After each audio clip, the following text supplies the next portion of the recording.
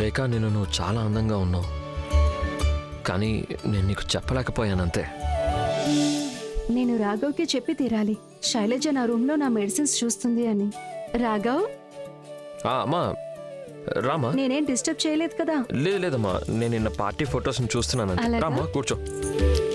ఏమైంది, ఏమైనా పనుందా? లేదు, అంత ముఖ్యమేం కాదు. అది శైలజ వచ్చింది నన్ను కలవడానికి. అత్తయ్య అందరి గురించి ఆలోచిస్తూనే ఉంటారమ్మా, అందుకే వచ్చి ఉంటారు. నీకు తెలుసా, అప్పుడప్పుడు ఆవిడ ఆలోచనలు పాతకాలంలో ఉండొచ్చు, కానీ ఆవిడ ప్రేమలో ఎప్పుడు కల్తీ గానీ ద్వేషం గానీ ఉండవు. రాఘవ్ శైలజ గురించి ఇప్పుడు ఏం చెప్పినా వినడు. ఆవిడెప్పుడు నన్ను వీరు బావ ప్రతీక్ల కంటే ఎక్కువ ప్రేమగా చూసుకున్నారు. ఇదిగో చూడు, ఈ ఫోటోలో కూడా చూడు, ఈ వీరు బావ ప్రతీక్ల ఫోటోలు చూడు, ఎప్పట్లాగే ఏడుస్తూ ఉన్నారు. నిజమే, శైలజకి నువ్వంటే చాలా ఇష్టం. అవును. అమ్మా, నువ్వు ఇంకా ఫొటోస్ చూస్తావా? చూపించు.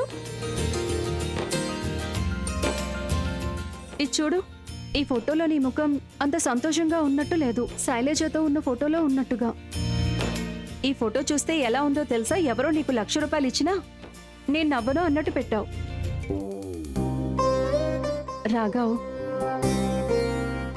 నాకు తెలుసు రోహిత్ చుట్టుపక్కల ఉండడం వల్ల నువ్వు కంఫర్టబుల్గా ఫీల్ అవ్వట్లేదు. అయినా సరే నువ్వు నీ మాట నిలబెట్టుకున్నావు. ఇంకా రోహిత్ని మనతో పాటు ఉండడానికి తీసుకొచ్చావు.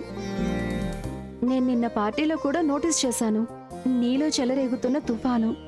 ఆ తుఫాన్ని నువ్వు నీ ముఖంలో కనబడనివ్వట్లేదు. నేను నీకు మాటల్లో చెప్పలేను నేను నీకు ఎంత రుణపడి ఉంటాను. పైగా తెలుసా, ఇప్పుడు నాకు కొన్ని పాత విషయాలు కూడా గుర్తొస్తున్నాయి మెల్లమెల్లగా. అదంతా రేఖ కారణంగానే జరిగిందమ్మా. నేను కేవలం పాట పాడానంతే, మిగిలినవన్నీ ఆ చిన్నప్పటి ప్లే మొత్తం అన్ని రేఖనే చేసింది. నిజంగా? మరి నువ్వు తనకి థ్యాంక్ యూ చెప్పావా? లేదమ్మా. కానీ మెచ్చుకొని తీరాలి.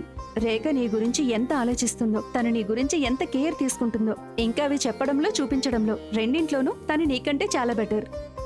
అమ్మా, నేను కూడా తన కోసం చాలా చేస్తాను. నిజంగానా? అయితే నువ్వు తనకి నీ మనసులో మాట చెప్పావా? ప్రయత్నించానమ్మా, కానీ చెప్పలేకపోయాను. అయితే నువ్వు మళ్ళీ ప్రయత్నించు. చూడు, ఒకవేళ డైరెక్ట్ గా చెప్పలేకపోతే ఏదైనా వీడియో కానీ క్లిప్ కానీ పంపించు. ఈ రోజుల్లో ప్రేమని చెప్పుకుంటే సరిపోదు, చూపించాల్సి వస్తుంది కూడా. మరి నీ ప్రేమని చూపించు.